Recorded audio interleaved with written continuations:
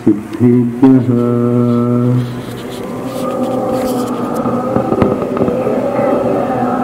ॐ नमः सिद्धेभ्यः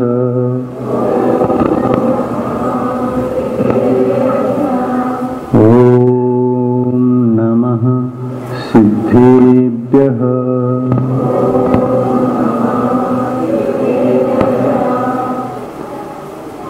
मंगलम भगवान वीरो मंगलम गौतमो गणी मंगलम कुंद कुंदार्यो जैन धर्मोस्तु मंगलम सर्वमंगल मांगल्यम सर्वकल्याणकारकम्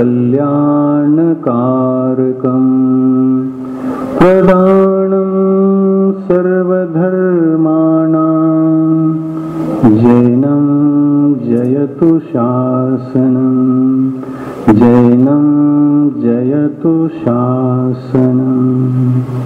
पंचपरमेष्टि भगवान की अहिंसा परमो धर्म की, आचार्य गुरुवर श्री विद्यासागर मुनि महाराज की, आज की उत्तम आकिंचन्य धर्म की।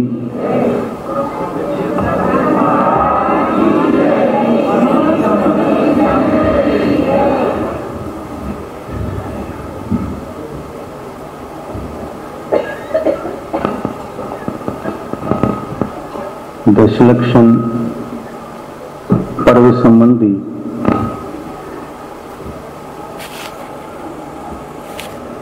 पूरा यह व्याख्यानमाला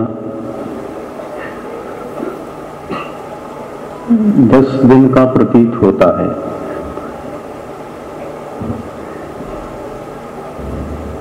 और 10 दिन तक 10 प्रकार के धर्मों का स्वरूप हम अलग अलग समझने से ऐसा भी प्रतीत होता है कि धर्म अलग अलग हैं। उत्तम क्षमा अलग है, उत्तम मार्दव अलग है, उत्तम आर्जव अलग है, शौच अलग है, सत्य अलग है, संयम अलग है, तप अलग है, त्याग अलग है, अकिंचनी भी अलग है और ब्रह्मचर्य भी अलग है। अलग अलग व्याख्यान सुनने से अलग अलग लगते हैं, लेकिन व्याख्यान सुनते सुनते जब चिंतक बनकर उसके डेप्थ में जाते हैं तो ये सब एक से प्रतीत होते हैं। इसलिए होते हैं क्योंकि इन धर्मों की उपलब्धि होना जीवन में कर्मों के विजय पर आधारित है। हमने अपने पुरुषार्थ के द्वारा अपनी इच्छाओं पर, अपने कषायों पर, अपने वैभाविक भावों पर विजय प्राप्त करने का जो शक्ति लगाया, चिंतन मनन करके इन कर्मों को, इस वैभाविक शक्ति को पराजित करने का प्रयास किया। जब प्रयास हम कर रहे थे तो उस वक्त ऐसा तो नहीं किया।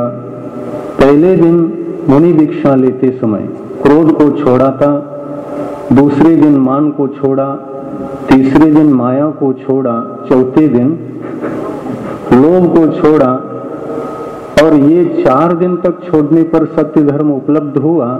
ऐसा अलग अलग समय की आवश्यकता हमें नहीं पड़ी। कषाय की वैभाविक परिणति को त्यागने के लिए हमने सर्वप्रथम चिंतन मनन किया, इस संसार में क्या है और क्या उपादेय है। धर्म के क्षेत्र में हमें क्या पाना है और क्या त्याग करना है। यही विचार, यही चिंतन जब आगे बढ़ता है तो आध्यात्मिक दृष्टि तो उनको सुरक्षित रखते हुए चिंतन करने वाले एक भव्यात्मा को जब वह चिंतनशील हो जाता है तो उसके लिए त्याग धर्म सामने आता है। त्याग करना धर्म है, त्यागे बिना धर्म की उपलब्धि संभव नहीं है। और वह त्याग बहिर्रूप से भी हुआ करता है और अंतरंग रूप से भी। इस त्याग का लक्षण कल के दिन हम समझ चुके हैं कि अंतरंग और बहिरंग त्याग किस प्रकार से किया जाए। और जैसे ही त्याग हो जाता है तो त्याग करते समय त्याग धर्म हमारे लिए प्रमुख दिखाई देता है, त्याग प्रमुख बन जाता है और उस एक त्याग के अंदर समाविष्ट अन्य धर्म पाए जाते हैं। त्यागने के लिए सब कुछ त्याग दिया, मुनि बनने के पश्चात कुछ बचाए और शेष को त्यागे, इस प्रकार का विधि विधान नहीं है।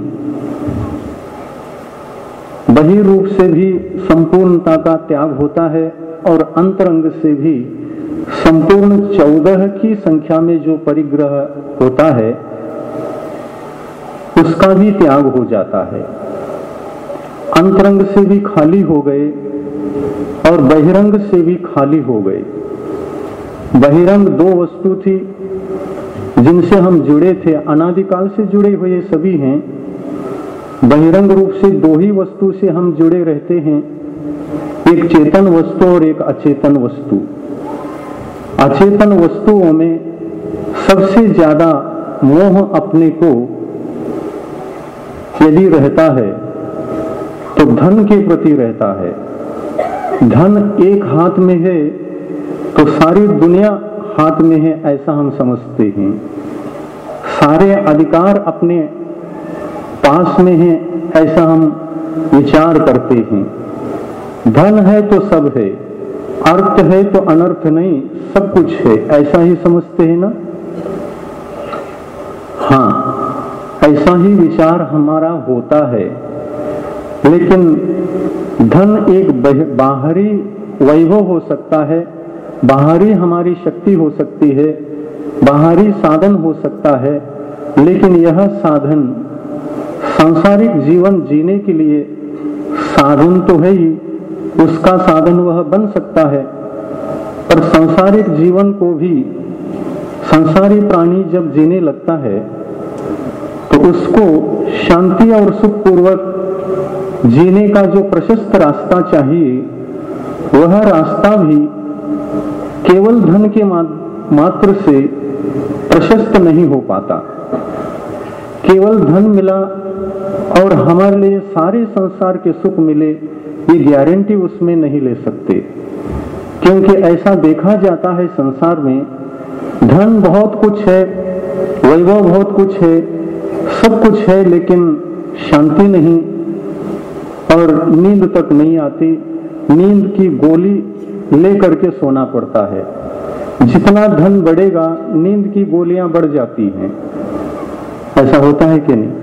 और जिसके पास धन नहीं है उनको आराम से नींद आती है, ऐसा भी देखा जाता है कि नहीं, ऐसा भी होता है।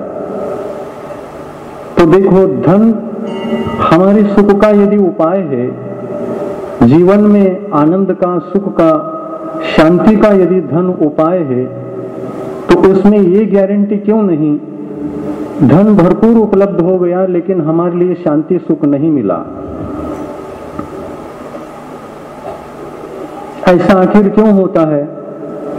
इसलिए होता है कि वस्तुतः विचार करके डेप्थ में जाकर के देखा जाए, धन सुख का कारण नहीं, ये भ्रम है। धन सुख नहीं देता। सुख और शांति पाने के लिए धन को ग्रहण करते समय जो हमारे परिणाम होते हैं, भाव होते हैं, उन भावों पर आधारित है हमारा सुख। सुख भावों का ही नाम है, भावों का खेल है। सुख क्या है? सुख और कुछ भी नहीं, कषायों का त्याग सुख है।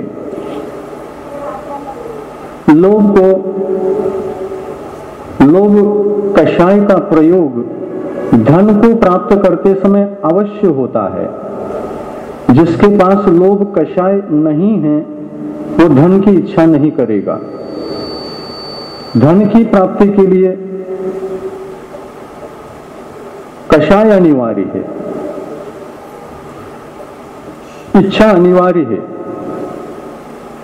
इच्छा के बिना कमा ही नहीं सकते, और जिनको इच्छा नहीं वो कमाता नहीं है। जैसे हम उदाहरण हैं, हमको धन की इच्छा नहीं है तो हम कमाने का प्रयास व्यर्थ रूप में क्यों करेंगे? धन में सुख नहीं है ये समझ में आ गया है तो समझने के बावजूद भी धन को संग्रहित करने के लिए हम क्यों सोचेंगे क्या? यदि सोचेंगे तो आप लोग क्या कहेंगे? महाराज पागल हैं। तो महाराज भी पागल हो सकते हैं क्या? नहीं, महाराज पागल नहीं होते, वो पागल अवश्य हैं। क्यों हैं? लोभ पाप है, और उस लोभ को ही गलाने में लगे रहते हैं हमेशा। लोभ पर विजय प्राप्त करने का मतलब लोभ को यानी इस पाप को गलाते हैं, इसलिए पागल हैं। पा यानी पाप, गल यानी गलाना, उसको नाश करना, छोड़ना, त्यागना, उससे अलग हो जाना। अलग होने में ही लगे रहते हैं, और दुनिया देखती है ये तो धन से ही भाग रहे हैं, ये तो पागल तो नहीं है। हाँ, वास्तव में पागल हैं। मुनि महाराज भी वास्तविक पागल हैं,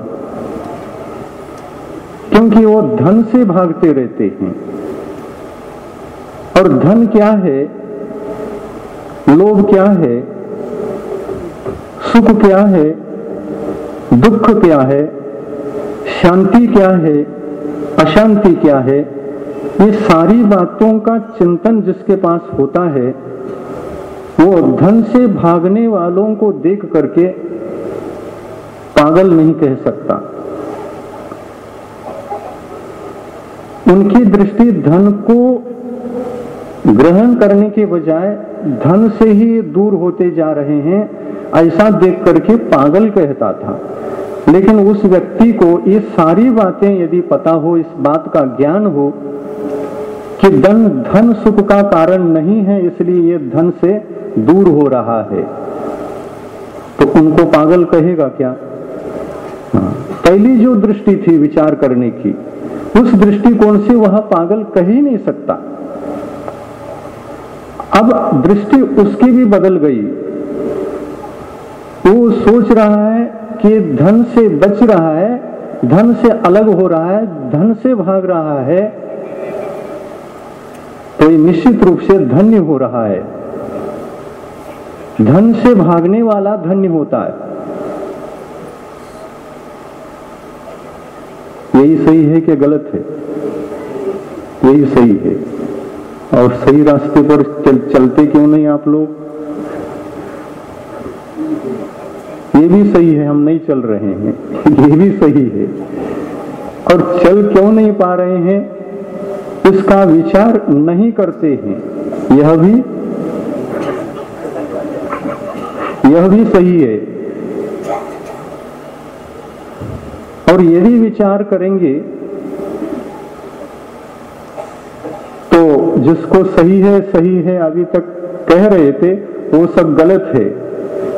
जो हमारे अपने जीवन में पाना है, जिसको पाना है वही पाना एकदम सही है, बाकी कुछ भी सही नहीं है, ऐसा लगेगा। आज उत्तम आकिंचन के संबंध में समझना है। यह उत्तम आकिंचन धर्म भी मुनि दीक्षा के काल में उसी समय प्रकट होता है जिस समय अकिंचन को छोड़कर शेष 9 धर्म प्रकट हो रहे थे। उसी काल में अकिंचन धर्म भी प्रकट होता है, उसी के अंदर ये शामिल है। क्रोध को त्यागने से उत्तम क्षमा की उपलब्धि हुई थी। पर क्रोध को त्यागने के लिए कौन सी कषाय त्यागनी पड़ी थी जो प्रमुख है? लोभ कषाय को त्याग दिया था। और ये जो क्रोध, मान, माया, लोभ 4 प्रकार की कषाय है, इसमें इसके गर्भ में, इस 4 चतुष्टय में कितने चतुष्टय समावेश को प्राप्त होते हैं? तो ये पहले दिन ही बताया था, शायद याद हो आप लोगों को। क्रोध, मान, माया, लोभ, इसके लिए नाम नहीं दिया गया है। ये अनंतानुबंधी है, ये अप्रत्याख्यानावर्णी है, ये प्रत्याख्यानावर्णी है, ये संज्वलन है, ऐसा नामकरण नहीं किया। जब परिग्रह के नामों को गिनाया, अंतरंग परिग्रह के नाम, तब 4 कषाय लिए गए। उसके पीछे विशेषण नहीं जोड़ा कि ये अनंतानुबंधी है या अप्रत्याख्यानावर्णी है, प्रत्याख्यानावर्णी या संज्वलन, ऐसा नामकरण नहीं किया गया। इससे प्रतीत होता है कषाय मात्र अंतरंग परिग्रह है। परंतु सम्यक्त्व की उत्पत्ति के क्षेत्र में, 10 धर्मों की उत्पत्ति के क्षेत्र में कितने चतुष्टयों को अंतरंग परिग्रह कहा जाए, ये बात अलग है। ये प्रश्न उठता है, कितनी कषाय चतुष्टय को त्यागने पर सकल संयम की उपलब्धि होती है?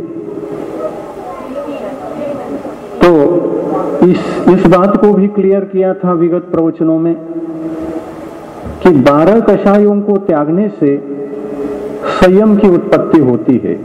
और 12 कषायों को जब हम त्याग रहे थे, सकल संयम को धारण कर रहे थे, तो 12 थे, 12 होकर के भी 4 थे। 4 में ही 12 समाविष्ट हैं। अनंतानुबंधी 4 इसी 4 के भीतर समाविष्ट हैं। अप्रत्याख्यानावर्णी 4, ये भी 4 इसी के भीतर समाविष्ट हैं। और प्रत्याख्यानावर्णी 4, ये भी इसी के भीतर समाविष्ट हैं। क्योंकि ये 3 प्रकार की कषाएं जीवात्मा को संयम नहीं दे सकते, उत्तम त्याग नहीं दे सकते। इनके उदय में जीवात्मा सदा संग्रह वृत्ति, संग्रह प्रवृत्ति को रखने वाला होता है, ग्रहण करने की बुद्धि वाला होता है। अनंतानुबंधी कषाय उदित हो तो सम्यक्त्व का घातक उदय में है, सम्यक्त्व का घात कर रहा है। एक तरफ वह घात तो कर रहा है, लेकिन कुछ पाने के लिए भी प्रेरित करता है। यदि उसका नाम लोभ है, अनंतानुबंधी लोभ, तो अनंतानुबंधी लोभ किस बात की पुष्टि करता है? तो उस बात की पुष्टि करता है जो मिथ्यात्व कर्म उदय में रहकर जीवात्मा के परिणामों को विपरीत बनाया और विपरीत आचरण कर रहा है। तो विपरीत आचरण कर रहा है तो कोई ना कोई ध्येय को रख करके, लक्ष्य को रख करके वह पुरुषार्थ कर रहा है, प्रयत्न कर रहा है। अनंतानुबंधी कषाय के उदय से विपरीत कार्य करते हुए जिसको वह चाहता है, उस चाह की पुष्टि अनंतानुबंधी कषाय करती है। तो मिथ्यात्व के उदय में क्या चाह रहती है? क्या चाह रहती है? भौतिकता की चाह रहती है? क्या परमार्थ की चाह रहती है? नहीं है। परमार्थ की चाह उत्पन्न हो सकता है। चिंतन मनन करके अगर अपनी दृष्टि को मोड़ दें तो दृष्टि मुड़ सकती है, पर जब तक सम्यक्त्व प्राप्त करने का कार्य पूर्ण नहीं होता तब तक वह अनंतानुबंधी कषाय विद्यमान रहती है। सम्यक्त्व प्राप्त करने का कार्य पूर्ण होने पर ही अनंतानुबंधी कषाय अपना कार्य करना छोड़ देती है।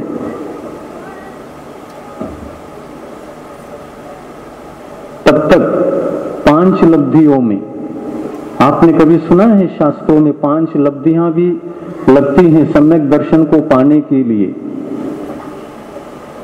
क्षायोक्षम लब्धि, विशुद्धि लब्धि, प्रायोग्य लब्धि,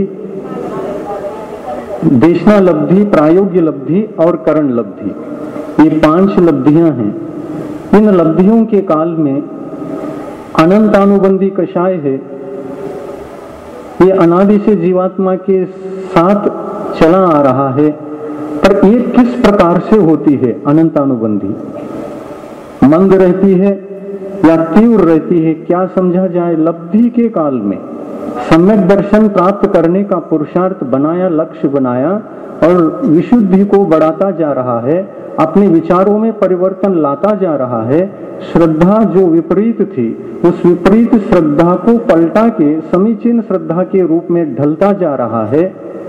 तो उस समय, उस पुरुषार्थ करते समय अनंतानुबंधी कषाय मंद होती है कि तीव्र? तो आप सभी कहते हैं मंद होती है। मंद ही होती है। मंद हुए बिना ये 5 लब्धियां तो हो ही नहीं सकती जीवात्मा को। ये 5 लब्धियां बहुत महत्वपूर्ण होती हैं। अगर अनंतानुबंधी कषाय मंद हो गई और तत्व चिंतन की ओर, यथार्थ सुख क्या है, कहाँ है, किसमें शांति है, किसमें अशांति है, कहाँ दुख है और कहाँ सुख है, ये चिंतन आया, मन में विचार आया, और सम्यक शांति पाने के लिए, सम्यक सुख पाने के लिए यदि आप प्रयत्नशील हो गए तो अनंतानुबंधी कषाय को मंद होना ही पड़ेगा। और उस समय नियम से अनंतानुबंधी कषाय मंद होती है। और ऐसे मंद दशा के काल में हमारा लक्ष्य यदि परमार्थ सुख पाने का ही होता है तो वह 5 लब्धियों में से क्रमशः 4 लब्धियों को पार करके 5वीं लब्धि को भी नियम से प्राप्त करता है। कषाय मंद होती जाती है।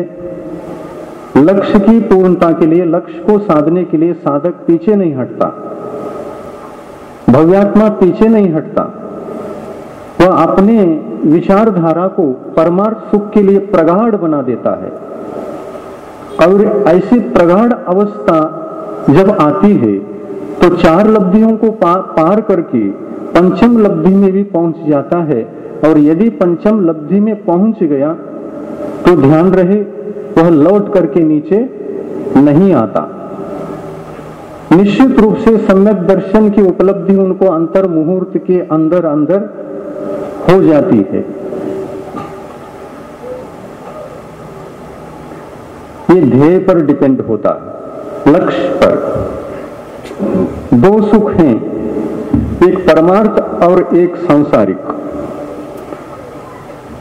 किसको लक्ष्य बना करके अनंतानुबंधी कषाय को मंद कर रहा है, इस पर निर्धारित है।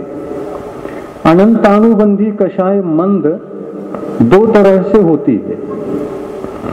भौतिक सुख पाना, इसलिए कषाय मंद करना पड़ेगा। मंद कषाय किए बिना पुण्य का आश्रय और पुण्य का बंध नहीं होगा, ये पता है।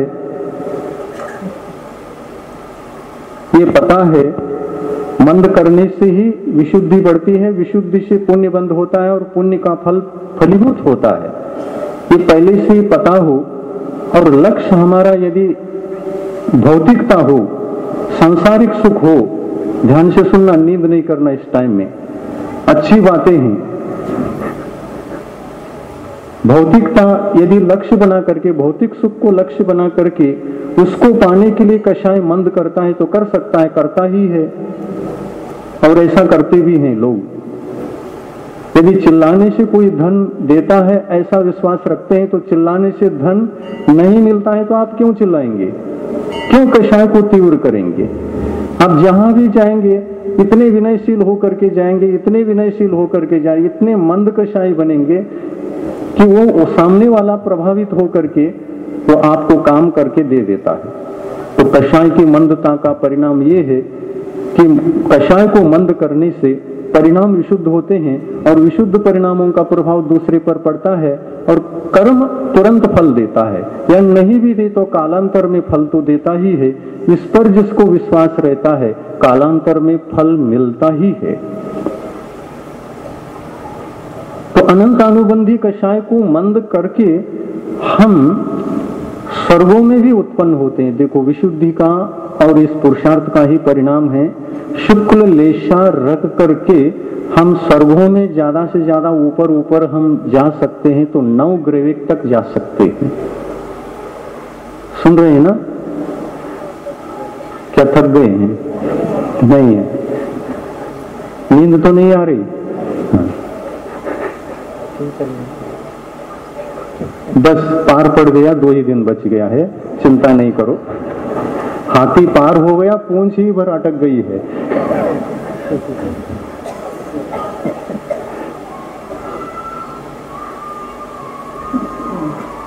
बिल्कुल जागृत होकर के बैठो। बहुत अच्छा विषय चल रहा है ये।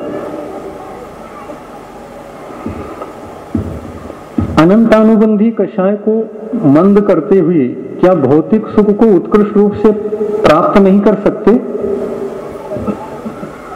कर सकते हैं, और भौतिक सुख को ही लक्ष्य में लेकर के कर सकते हैं। परंतु ऐसा जीव 5 लब्धियों को प्राप्त करता है, करना पड़ता है, करेगा भी। अनंतानुबंधी कषाय मंद हो गई तो कर्मों में हेरा फेरी तो अवश्य होती है। क्षयोक्षम लब्धि में उनका क्षयोक्षम बढ़ता है। विशुद्धि लब्धि में पुण्य प्रकृतियों का वजन अधिक होने से विशुद्धि के लिए सहायक बन जाते हैं, और उस विशुद्धि के कारण जीव विशुद्धि लब्धि को प्राप्त करता है।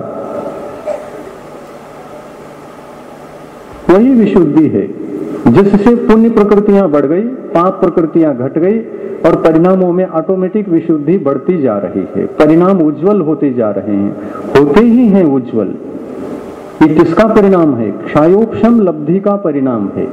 क्षयोक्षम लब्धि के कारण से कषाय मंद हो गई थी, और मंद कषाय के फलस्वरूप कर्मों में जो अनुभव शक्ति और स्थिति आदि होते हैं उनका अपकर्षण होना स्वाभाविक है।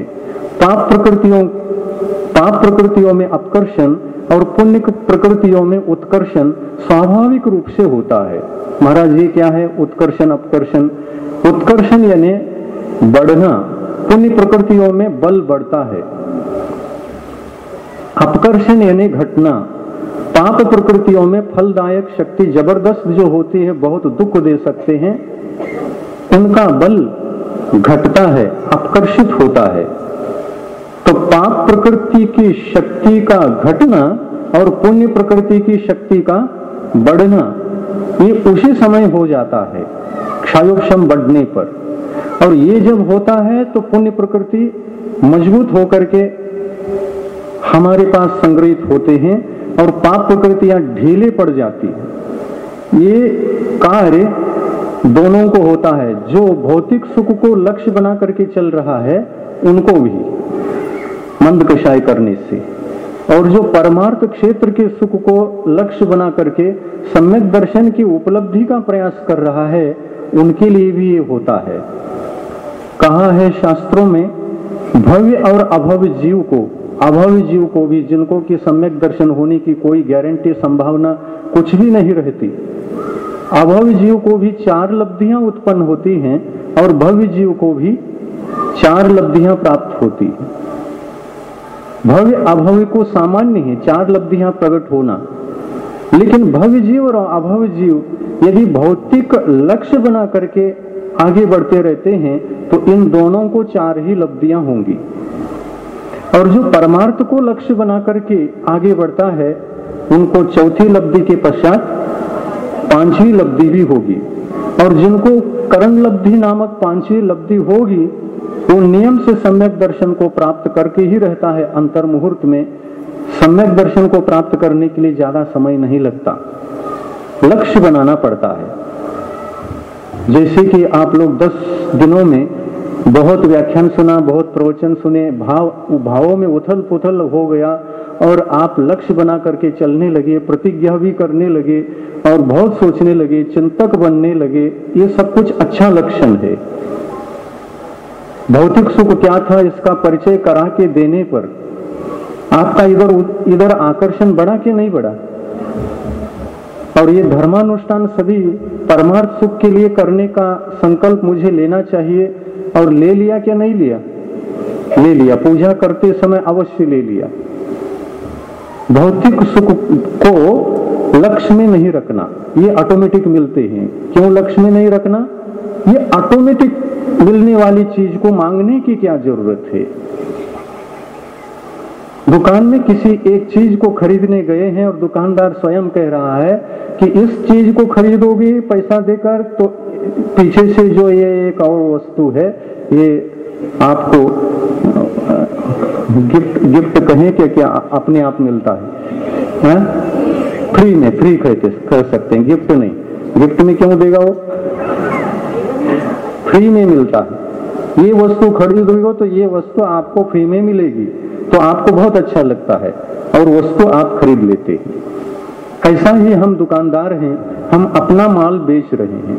कौन सा माल हम बेच रहे हैं? हम परमार्थ का माल बेच रहे हैं। परमार्थ का ज्ञान आपको दिया जा रहा है। इस ज्ञान को प्राप्त करके आपके विचारधारा में उथल पुथल अवश्य हो रहा है और इसी समय सम्यक दर्शन की भूमिका बनती है। अगर लक्ष्य बन गया, सही रास्ते पर आप चलना प्रारंभ कर दिए तो सम्यक दृष्टि तो बन ही गए। क्या आप परमार्थ का लक्ष्य बना करके भौतिक सुख की कामना को त्याग करेंगे? पुनः एक बार और फाइनल में पूछता हूं। फाइनल है ना, अब 2 ही दिन रह गए, अब तो परीक्षा देना है, वार्षिक परीक्षा। क्या आप ये साहस कर सकते हैं जब भी कोई उपवास करे, धर्म का अनुष्ठान करे, देव दर्शन करे, तीर्थ यात्रा करे, दान करे, पूजा करे, अर्चना करे, कुछ भी करे, इसके लिए हम भगवान से या किसी रागी देवों से हम ये सुख नहीं पूछेंगे, मांगेंगे नहीं कि हमको भौतिक सुख के लिए सुख दे दो और उसके बदले में हम इतने इतने उपवास करते हैं, इतने इतने दान देते हैं, इतने इतने दिन तक पूजा करते हैं। उनको प्रसन्न करा के कुछ पाने का यदि आप प्रयास करते हैं तो करते ही हैं, अभी तक किया भी है, अज्ञान अवस्था में किया भी है। और यदि ये करना बंद कर देते हैं, ये तो ऑटोमेटिक अपने आप मिलने वाला, फ्री में मिलने वाली वस्तु है। ये अगर बात समझ में आ गई और फ्री में अगर वो मिलता है, ये विश्वास हो गया, तो आप उसको क्यों मांगेंगे व्यर्थ रूप से? वो ऑटोमेटिक मिलने वाली, फ्री में मिलने वाली है। तो हम फ्री में दिलाना चाह रहे हैं। आप मांग मांग करके थक रहे हैं, जिसको आप मांग करके पाना चाहते हैं, हम कह रहे हैं ऐसे रास्ते से चलो जिसमें कि वह वस्तु ही फ्री में मिलती है, वो रास्ता पकड़ लो। तो ऐसा भी रास्ता है कि नहीं कि मांगे बिना भी वह वस्तु फ्री में मिलती है? मिलती है और मिलती भी है, मिला भी है। भरत चक्रवर्ती बन गए, चौथे काल में 12 चक्रवर्ती बन गए। क्या मांग करके पाया था क्या चक्रवर्ती आदि पुण्य को, या उस पुण्य के फल को, इतने बड़े वैभव को मांग मांग करके, भव भव में साधना करके चक्रवर्ती बने क्या? नहीं। चक्रवर्ती बनने वाला जीव परमार्थ सुख को मांगता है, लेकिन बीच में उसे चक्रवर्ती बनना ही पड़ता है। ये चक्रवर्ती बनना किसका परिणाम है? उत्कृष्ट त्याग, उत्कृष्ट तपस्या। और उस समय में जो परिणाम थे, आत्मा के परिणाम, विशुद्धि की चरम सीमा पर रखने से चक्रवर्ती पद मिला। हम 10-10 उपवास कर रहे हैं। 10 उपवास करना तो आपके लिए बहुत सरल हो गया। तो मतलब ये सोचा जाए तो ये बहुत बड़ी क्षमता है आपके पास, बहुत बड़ी शक्ति है। और इस शक्ति का यदि सही रास्ते में सदुपयोग करोगे, तुम्हारे पास चक्रवर्ती बनने की शक्ति है।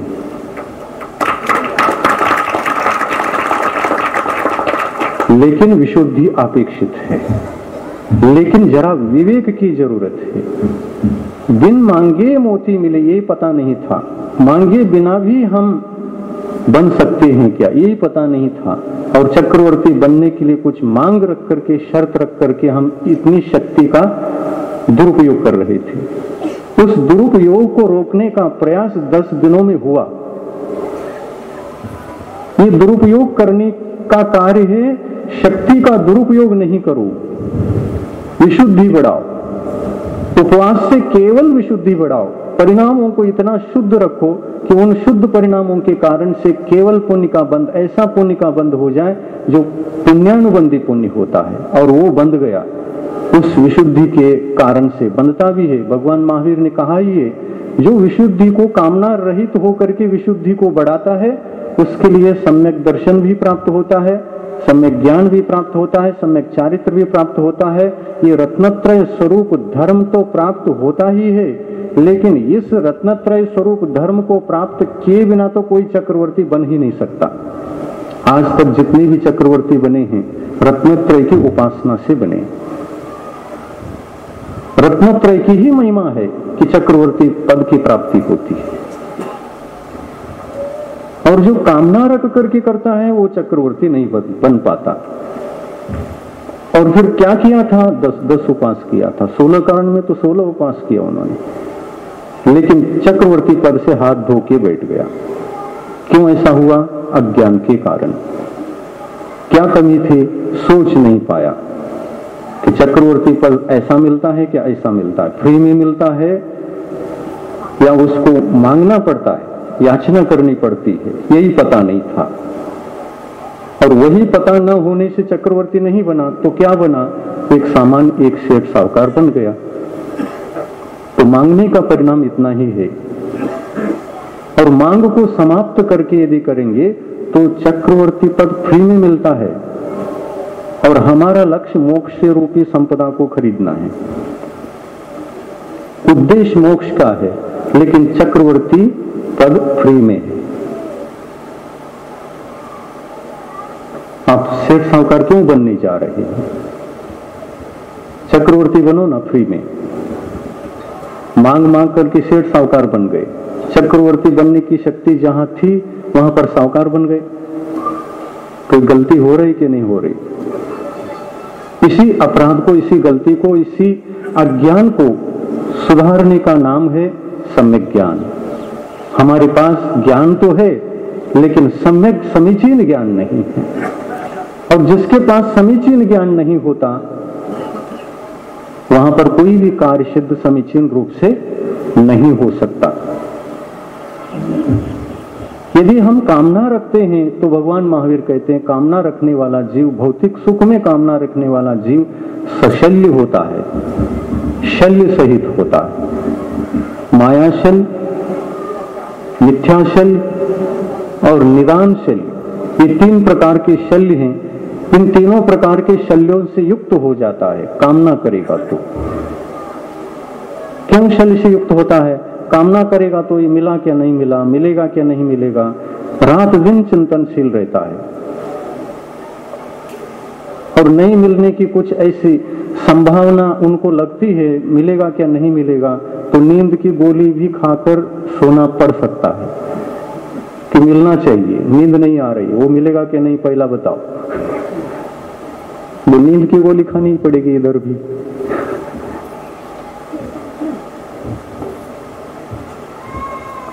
तो त्यागों में सबसे प्रथम त्याग क्या है? तो अज्ञानता का त्याग पहला त्याग है। और इस अज्ञानता के त्याग में मिथ्यात्व का त्याग, अनंतानुबंधी का त्याग स्वयं हो जाता है।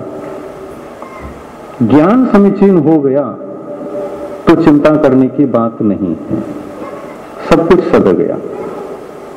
लक्ष्य हमारा सीधा एक दिशा की ओर है, परमार्थ की ओर है, तो फिर कोई चिंता की बात नहीं है। तो लक्ष्य ही को तो बदलना है। आप भौतिक सुख के प्रति इतना टेंशन क्यों लेते हैं? क्यों लेने की क्या जरूरत है? वो सुख स्वयं मिलेगा, फ्री में मिलने वाला है। वो अर्थ ही सब कुछ है ऐसा सोचना यह अनर्थ नहीं है क्या? अर्थ अनर्थ का भी कारण बन सकता है। सोच हमारा यदि विपरीत दशा में है तो वह अर्थ अनर्थ हो जाता है। इसी अर्थ का किस दिशा में सदुपयोग करना, ये सम्यक दृष्टि जीव, ज्ञानी जीव ही समझ सकता है। यहां 10 दिन तक इतनी सारी बोलियां हो गई, क्या उद्देश्य करके आपने बोलियां ले ली? उस बोली से डबल तिबल मिले इसलिए? डबल तिबल तो फ्री में मिलने वाला है। डबल तिबल क्या, करोड़ गुना फ्री में मिलेगा। वो अर्थ आएगा लौट करके, लेकिन करोड़ गुना लौट करके आपके सामने आने के लिए लक्ष्य को थोड़ा सा चेंज तो करना ही पड़ेगा ना। आज तक अनंतों बार हमने कामना से ही धर्म किया है, और ये कामना धर्म के क्षेत्र में बहुत डेंजरस है, जहर है। सम्यक्त्व की उत्पत्ति के लिए कामना जहर है और भावना अमृत है। कामना ही करना है तो करो, कोई दिक्कत नहीं, लेकिन परमार्थ की कामना करो, भौतिक सुख की नहीं। और परमार्थ क्योंकि विषय वस्तु नहीं है, परमार्थ हम स्वयं हैं। परमार्थ हमारा आत्मिक सुख ही परमार्थ है। इसको पाने के लिए, इसको प्राप्त करने के लिए यदि हम कामना भी करते हैं तो वो भावना ही है। हमारा लक्ष्य भावना के रूप में है। वह कामना हानिकारक है जिस कामना से क्षणिक सुख की उपलब्धि होती है और होने के पास पुनः आत्मा को जो सुख दुख के रूप में परिवर्तित होता है और दुख ही देता है, ऐसा भौतिक वस्तु हमारे लिए हानिकारक है। कामना करेंगे तो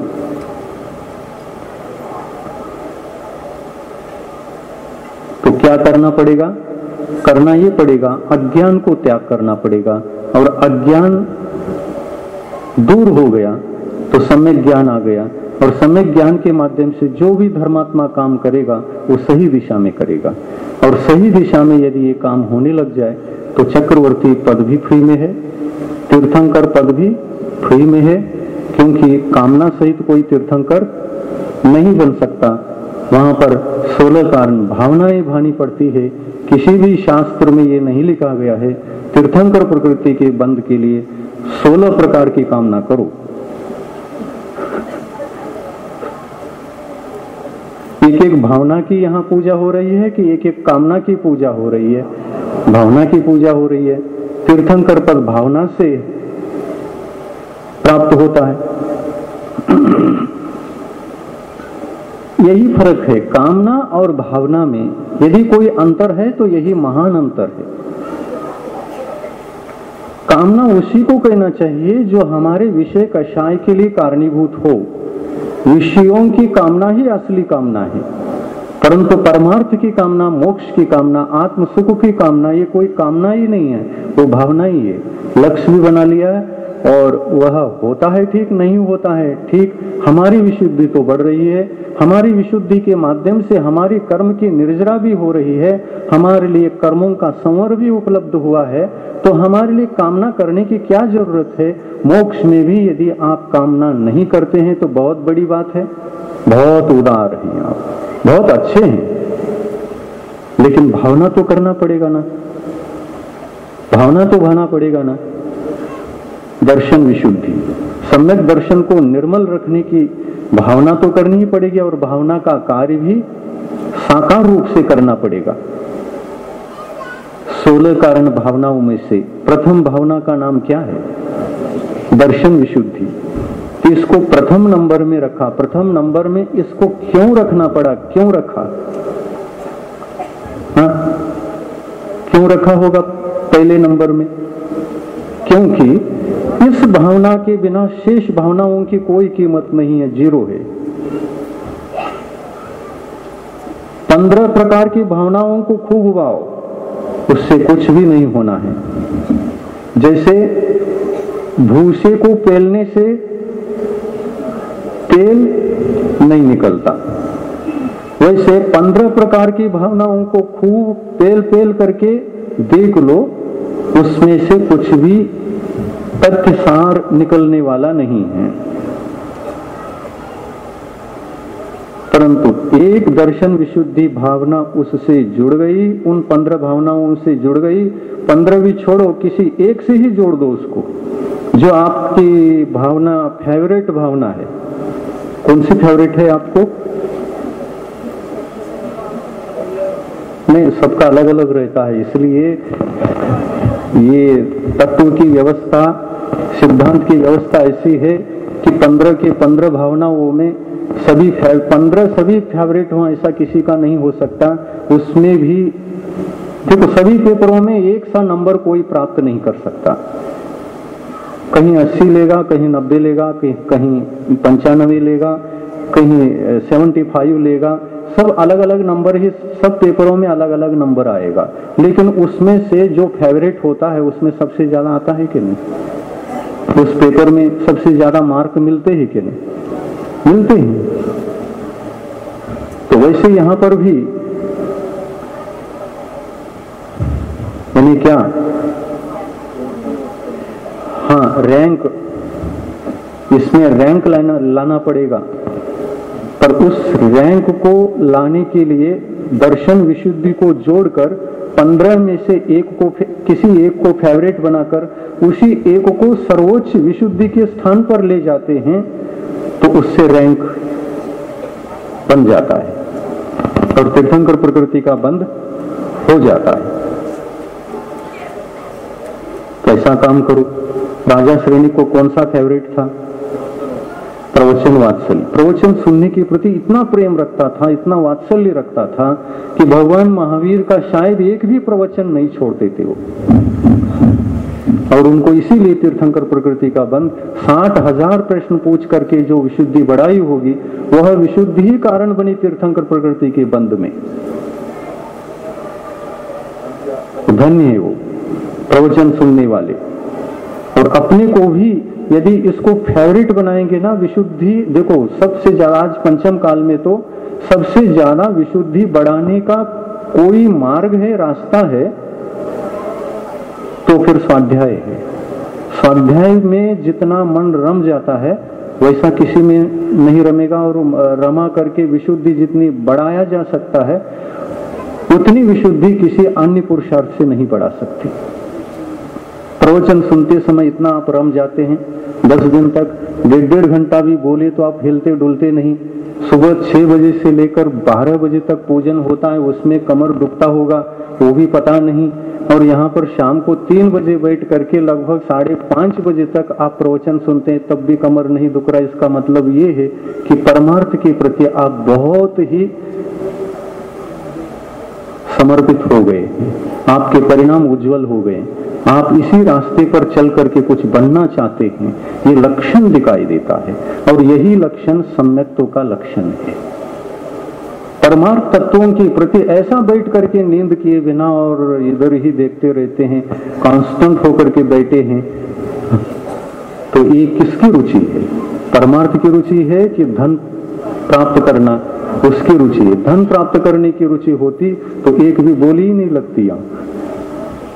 थोड़ा भी धन का त्याग आप नहीं कर सकते थे, और आपने इतना बड़ा धन का त्याग करते हुए परमार्थ के प्रति समर्पित होकर काम कर रहे हैं, तो निश्चित रूप से राजा श्रेणिक जैसे कोई ना कोई 15 प्रकार के भावनाओं में से कोई न किसी को फेवरेट बनाया है।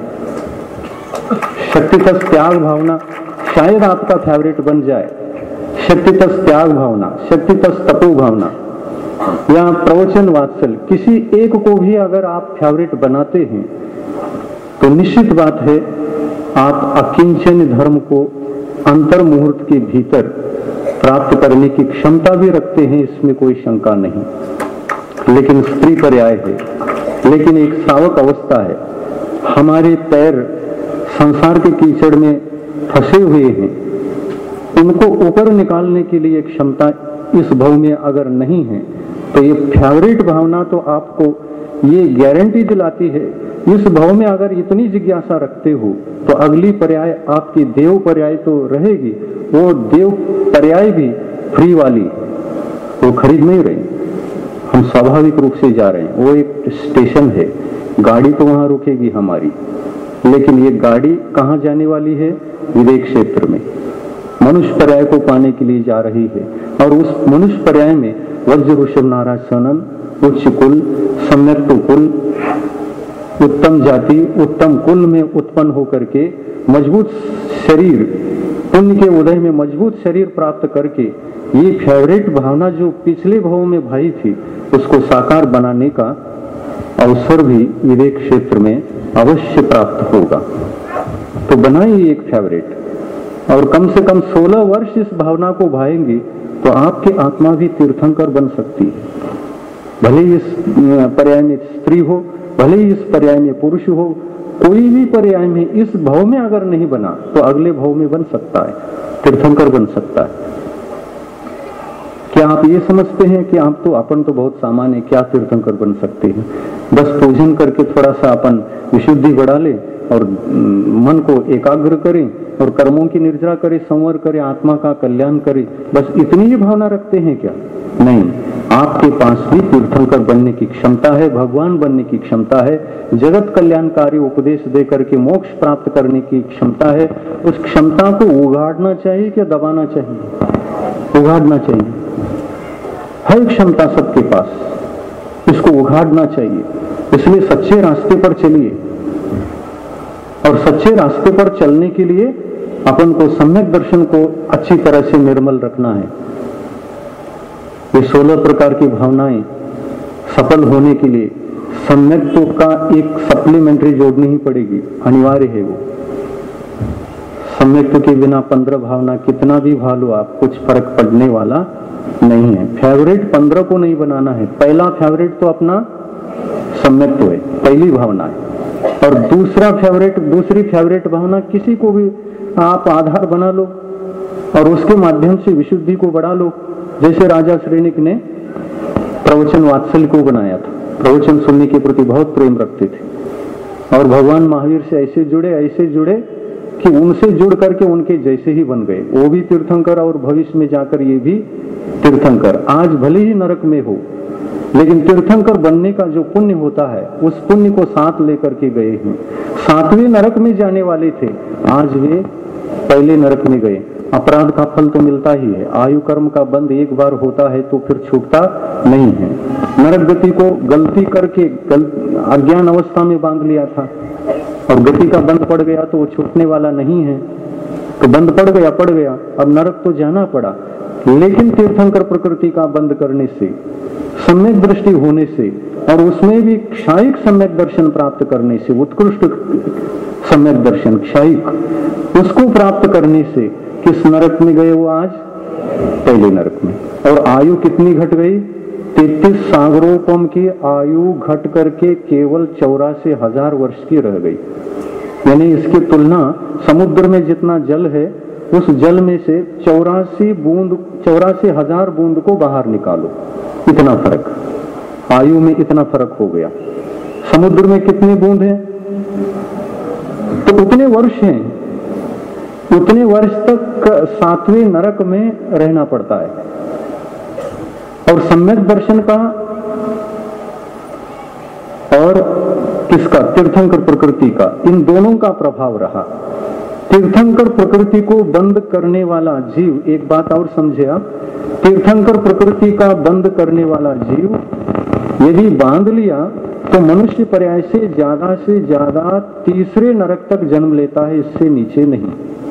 और इसलिए तीर्थंकर बनने वाले जीव पहले नरक से भी आकर के बनते हैं, दूसरे नरक से भी आकर के बनते हैं और तीसरे नरक से भी आकर के तीर्थंकर बनते हैं। ऐसे कई शलाका पुरुष आज तीसरे नरक में भी हैं, जो वहां से आकर के आप तीर्थंकर बनेंगे। श्री कृष्ण का जीव तीर्थंकर बनने वाला है। राज अवस्था में ही यहाँ भगवान मानते रहे लोग उनको। लक्ष्मण का, रावण नहीं, रावण का भी बनने वाला है। लक्ष्मण का जीव भी तीर्थंकर बनने वाला है। लेकिन शलाका पुरुषों में उनका नंबर नारायण पद पर था। 63 का पुरुष होते हैं ना, उनमें से 9 नारायण होते हैं, नारायण पद पर रहे। नारायण और प्रति नारायण ये 9 होते हैं, इनको नियम से नरक जाना ही पड़ता है, नियम है। और उसका कारण ये है कि कामना सहित धर्म किया और शल्य सहित धर्म करने से पिछले भाव में मुनि अवस्था में आकर त्याग तपस्या करके निदान बंद करके इन पदों को वो पाते हैं। 9 18 लोग, और वो पापानुबंधी पुण्य सशल्य होने से वो अर्ध चक्रवर्ती तो बना लेता है। इन पदों पर तो वो जीव आता है, लेकिन ऐसा पुण्य कमाने से कालांतर में भी कहां जाना पड़ता है? नरक जाना पड़ता है, नियम से नरक जाना पड़ता है। तो कामना करके जो सुख पाते हैं वैभव आदि, ये कितना डेंजर है देखो। उस भव में भी पुण्य नष्ट होता है। फ्री में मिलने वाला हमने मांग मांग करके प्राप्त किया, उस भव में भी पुण्य नष्ट किया, और अगले जन्म में जब यह फलीभूत हो गया तो फलीभूत होने के पश्चात भी वह पुण्य वैराग्य की प्राप्ति में कारणीभूत नहीं बनता। यानी संसार भोगों से विरक्ति उत्पन्न हो इन 18 पुरुषों को, 9 नारायण और 9 प्रति नारायण, 18 लोगों को वैराग्य की प्राप्ति नहीं होती। मुनि कभी बनते ही नहीं। चक्रवर्ती बन सकते मुनि, अगर वो पुण्यानुबंधी पुण्य को साथ में लेकर के आए हैं तो ये तो मुनि बन सकते हैं, लेकिन वे भी पापानुबंधी पुण्य को बांध करके आए हों तो वे भी नरक जाते हैं। जैसे कि 2 चक्रवर्ती इतिहास में नरक गए, शास्त्रों में पढ़ने को मिलता है। ये 2 चक्रवर्ती, शुभम चक्रवर्ती और ब्रह्मदत्त चक्रवर्ती, दोनों नरक गए हैं। तो कामना बहुत डेंजर है। अभी तक जिस पद से आप गुजरे हैं ना, वो सब नरक का कारण है। और इसमें कुछ सुधार होता है तो वो पाप धुल भी जाता है। हम सही रास्ता पकड़ लेते हैं और सही काम करने लगते हैं, अज्ञान अवस्था में किए हुए कर्म का नाश भी हो सकता है। उत्कर्षण अपकर्षण सभी संभव है। यदि मिथ्यात्व की जाकर के गिरे हैं तो पुनः अपना उपस्थापना स्थितिकरण भी हो सकता है। तो सम्यक दर्शन प्राप्त करके यदि अपनी आत्मा का स्थितिकरण करेंगे तो पीछे किए हुए अपराधों का, दोषों का निवारण अवश्य होता है। तो इन 10 दिनों में जो प्रवचन सुना, जो व्याख्यान सुना, ये साफ सुथरा बिल्कुल जैसी जिनवानी है वैसा ही हम आपके सामने रखे। और इस मार्ग से चलने का यदि आपने संकल्प ले लिया तो इसी पंडाल में सबको सम्यक दर्शन की उपलब्धि हो सकती है। बैठे बैठे अंतर्मूर्त में 5 लब्धियां हो गई। चौथी लब्धि में भी हमने कामना त्याग करने से, चौथी लब्धि में भी हम अटकेंगे नहीं। हमारा लक्ष्य परमार्थ है, इसलिए करण लब्धि भी होगी। और करण लब्धि होगी तो अंतर्मूर्त के भीतर सम्यक दर्शन प्राप्त होता ही होता है। तो ऐसा सम्यक दर्शन प्राप्त हो, इसके लिए हम इतना मेहनत 10 दिन तक कर रहे थे, कर लिया। अब तो कर लिया, लेकिन सोचकर अब रास्ता पकड़ करके साधना करना ये आपका काम है। अब आगे हमारा काम नहीं है, ये आपका काम। आपको तो हमने रास्ता बताया कि ये रास्ता इधर जाता है और ये रास्ता सीधा मोक्ष जाता है। और चक्रवर्ती पद आदि स्टेशन है, ये सब मिलेंगे आपको रास्ते में, चिंता मत करो। इतना हमने बताया है। आपको क्या करना क्या नहीं करना, एक एक बात का चिंतन करके अपने जीवन में अपनी आत्मा को संसार से, अज्ञान से ऊपर निकालने का प्रयास करो। उत्तम आकिंचन धर्म क्या है? इन्हीं बातों से किंचित भी मिथ्यात्व न बचे, किंचित भी अज्ञान न बचे, किंचित भी कषाय न बचे, किंचित भी परिग्रह न बचे। जो कुछ छोड़ने लायक होता है उस सब कुछ को छोड़ करके धर्म की आराधना करना आकिंचन धर्म है। इस आकिंचन धर्म को पाने के लिए एक दिगंबर मुनि दीक्षा लेने वाले भव्य जीवात्मा क्या करता है? सब कुछ छोड़ देता। किसी भी वस्तु को या किसी भी प्रकार के जो आत्मिक वैभाविक परिणति है उनको अपना नहीं समझता, ये सब पराया है। ये कर्म जनित है, वैभाविक परिणाम कर्म जनित है। विकारी परिणाम, वैभाविक परिणाम वैभाविक भाव, वैभाविक भाव का मतलब विकारी भाव, विकारी भाव कर्म जनित होते हैं। कर्म भी अपना नहीं और विकारी भाव भी अपने नहीं, शरीर भी अपना नहीं, तीन अपने नहीं है। और तीन अपने नहीं है तो अपना क्या है?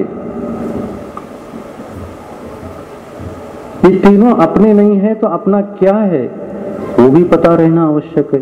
तो अपना क्या है? हम ही अपने नहीं, अपने हैं। और हमारी आत्मा के भीतर जो रत्नत्रय रूपी संपदा है, जो आत्मा के अनंत विशुद्ध गुण है, शुद्ध गुण है, ये गुण संपदा ही अपना है, गुण संपदा ही अपना है और उसी को पाना है। बाकी सब पराया है। मोक्ष जाने के बाद न कर्म रहेंगे, न कषाएं रहेंगी, न इच्छा रहेगी, न क्रोध रहेगा, न अहंकार रहेगा, न वस्तु रहेगी, न कोई भी संपर्क रहेगा संसार से। सिद्ध बनने के बाद, मोक्ष प्राप्त करने के बाद, सिद्धावस्था ही हमारी मोक्ष अवस्था है।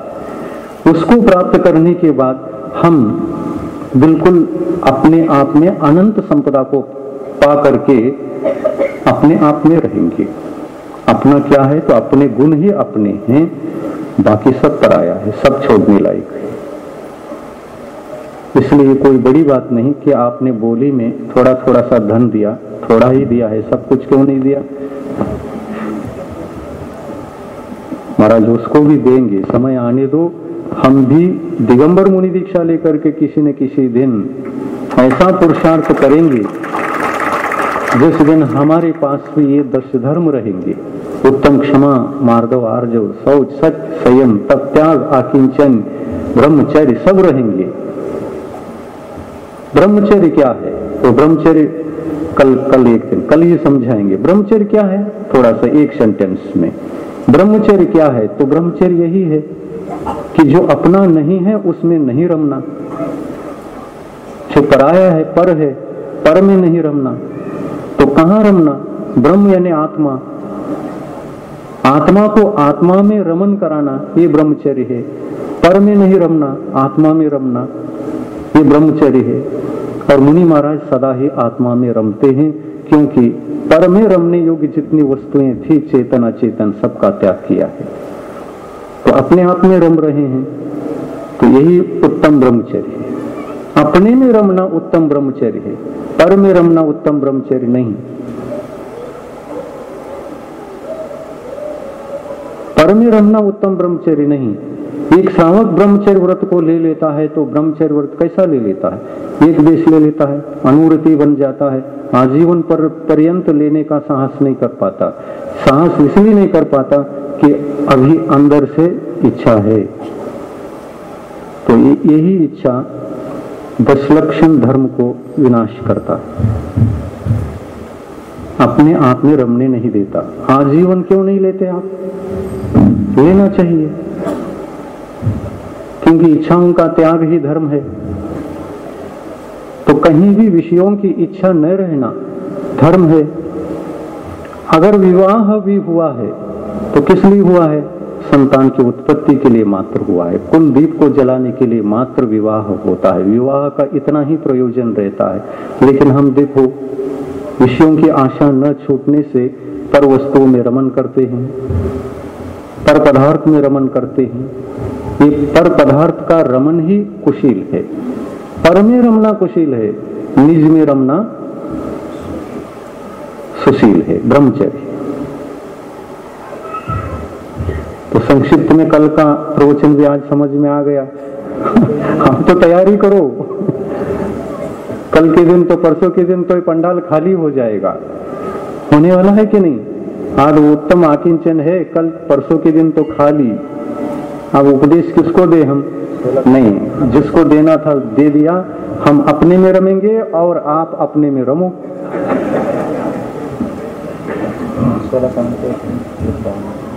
16 कारण, हाँ 16 कारण भी बचते हैं ना 10 लक्षण के बाद, 2 दिन और मिलेंगे। बहुत अच्छा है, जितना मिले उतना अच्छा ही है। पर अच्छा कहते कहते केवल अच्छा कह करके नहीं जाना, बल्कि यहां से कुछ बन करके जाना है। खाली हाथ नहीं जाना, कुछ बन के जाना, कुछ संकल्प लेकर के जाना। महाराज आपने जो रास्ता बताया है वही सच्चा है और हम उस पर चल के अपना कल्याण करेंगे, इतना भी संकल्प ले लिया तो उसमें सब कुछ आता है। जैसे उत्तम क्षमा में शेष 9 के 9 आते हैं ना धर्म, वैसे हम कुछ बन के जाएंगे और बनेंगे ऐसा संकल्प लेकर के यदि यहाँ से जाएंगे ना, तो आपका जीवन बिल्कुल परमार्थ के रास्ते पर लग गया और आप में, आपके जीवन में वास्तविक जैन तो जग गया, इसमें कोई शंका नहीं रहेगी। तो ऐसे जैनत्व को जन्म देना है अपने जीवन में, केवल खाली खोका जीवन नहीं जीना है। अज्ञानमय जीवन तो बहुत जिया है, अब ज्ञानमय जीवन जीना है। यह ज्ञानमय जीवन आपके लिए कल्याणकारी बने और आप आत्मा से परमात्मा बने। आत्मा से परमात्मा बनने का रास्ता ही है जैन धर्म। इसी रास्ते का नाम जैन धर्म है। एक आत्मा परमात्मा कैसे बनता है, इस विधि विधान को विश्लेषित करता है जैन धर्म। जैन धर्म बहुत बड़ा पवित्र धर्म है। जैन धर्म ये नहीं कहता कि आप संसारी बने रहो, ऐसा ही देनहीन रहो, चतुर्गति में भटकते रहो, दुखी रहो, ये नहीं कहता। दुख से मुक्त हो जाओ, स्वतंत्र बन जाओ। स्वतंत्र होने की क्षमता आपके पास है। द्रव्य कर्म, नो कर्म, भाव कर्म से मुक्त होने की क्षमता आपके पास है।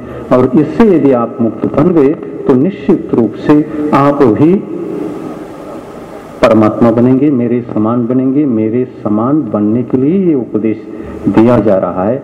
मुझे ही बड़े मत समझो, भगवान कहते हैं मुझे ही बड़े मत समझो, तुम में भी बड़े बनने की क्षमता है, उसका उपदेश दे रहे हैं। तुम भी आत्मा हो, परमात्मा बन जाओ। मैं तो आत्मा था, परमात्मा बन गया।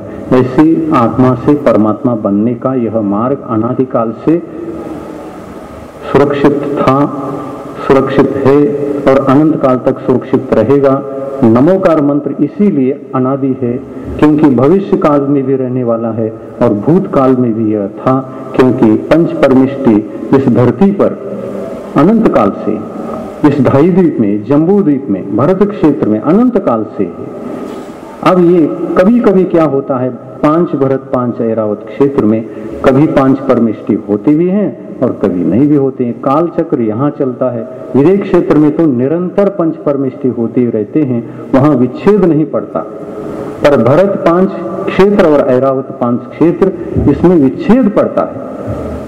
छठा काल आएगा तो यहाँ पर धर्म और धर्मात्मा एक भी दिखाई नहीं देगा। आगामी छठे काल में, अभी 18,000 साल वर्ष के पश्चात छठा काल प्रवृत्त होने वाला, उसमें एक भी मुनि नहीं दिखाई देंगे, एक भी सम्यक दृष्टि श्रावक नहीं रहेगा। सब के सब मिथ्या दृष्टि रहेंगे, अज्ञानी रहेंगे, जीवन को कुछ समझने की क्षमता नहीं रखेंगे और क्षमता जो रखते हैं वो भी आत्मा उस समय संबोधने वाले नहीं रहेंगे। तो जीव ए टू जेड सभी पहले गुणस्थान में रहेंगे, मिथ्यात्व गुणस्थान में। छठे काल में एक ही गुणस्थान बताया है भगवान ने, पहला गुणस्थान मिथ्यात्व गुणस्थान। और आगामी फिर उत्सर्पणी में भी जो पहला काल लग जाता है उसके पश्चात उसमें भी एक ही गुणस्थान है। उसके पश्चात भी एक काल और आता है, वो 21,000 वर्ष का। ये भी 21,000 वर्ष का, वो भी 21,000 वर्ष का, और पीछे जो अवसर्पणी काल का छठा काल था वो भी 21,000 वर्ष का, और ये पंचम काल भी 21,000 वर्ष का। 21,000 वर्ष के कितने काल हैं? 4 हैं। 4 हैं, अवसर्पिणी के 2 और उत्सर्पिणी के 2, ये 4 काल अवसर्पिणी काल है। इन चारों कालों में अवसर्पिणी काल के पंचम काल में जो 21,000 वर्ष का अभी चल रहा है, इसमें तो धर्म और धर्मात्मा रहेंगे, धर्म का लाभ यहाँ मिलेगा। अभी 18,500 वर्ष तक धर्म जीवित रहने वाला है, भगवान महावीर की भविष्यवाणी है। 18,000 वर्ष तक जीवित रहने वाला है ये जैन धर्म। ये आत्मा से परमात्मा बनने का जो रास्ता है, ये 18,500 वर्ष तक ऐसे साधक यहाँ रहेंगे। महावीर की भविष्यवाणी कहा है भगवान ने, धर्मात्माओं का अभाव जिस दिन होगा, इस धरती में से एक वस्तु का अभाव होगा। क्या वस्तु? अग्नि। जिस दिन यहां धर्मात्मा का अभाव हो गया, उसी दिन से आप आगे अग्नि को प्रज्वलित नहीं कर सकते। सृष्टि में से किसी भी वस्तु से अग्नि उत्पन्न नहीं होगी। तो धर्मात्मा है या नहीं पंचम काल में, इसको परीक्षण करने का सबसे बड़ा प्रमाण है ये कि आज दिगंबर मुनि है या नहीं धरती पर। तो है। क्या प्रमाण? तो देखो, इधर आओ बताता हूं। ये देखो माचिस पास अग्नि लग गई। तो ये अग्नि तब तक लगती है जब तक इस धरती पर दिगंबर मुनि रहते हैं। और कुछ लोग अज्ञानवश ये सोचते हैं पंचम काल में दिगंबर मुनि हो ही नहीं सकते। ये भगवान महावीर की भविष्यवाणी से विपरीत विचार है, तो उस पर विश्वास नहीं करना। वो जनवाणी नहीं, अवर्णवाद अज्ञान से होता है, जनवाणी है वो। अवर्णवाद कब करता है जीव? कषायवश, मान कषायवश, अज्ञानवश, मिथ्यात्ववश करता है ना, तो अवर्णवाद होता है।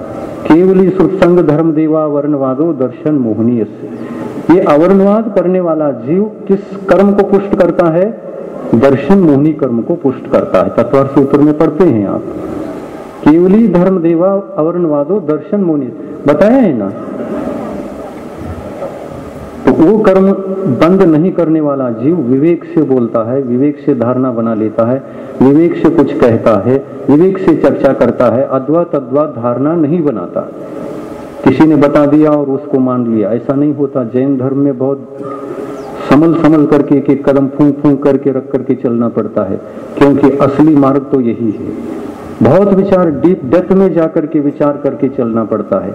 इसके पीछे बहुत सिद्धांत होते, और भगवान के जो भी भविष्य में होने वाले विषयों में उन्होंने जो कुछ भी कहा है, उनको वैसे की वैसे ही धारणा बनानी पड़ती है।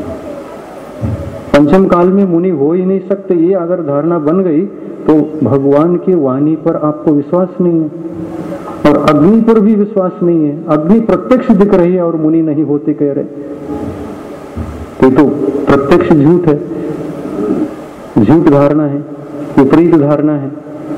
और ऐसी विपरीत धारणा ज्ञानी जीव नहीं बनाता, मंद कषाय जीव नहीं बनाता। परमार्थ का लक्ष्य रख करके कषाय छोड़कर चलने वाला जीव कभी उल्टी सीधी धारणा नहीं बनाता। कुछ शंका किसी ने भेजा है?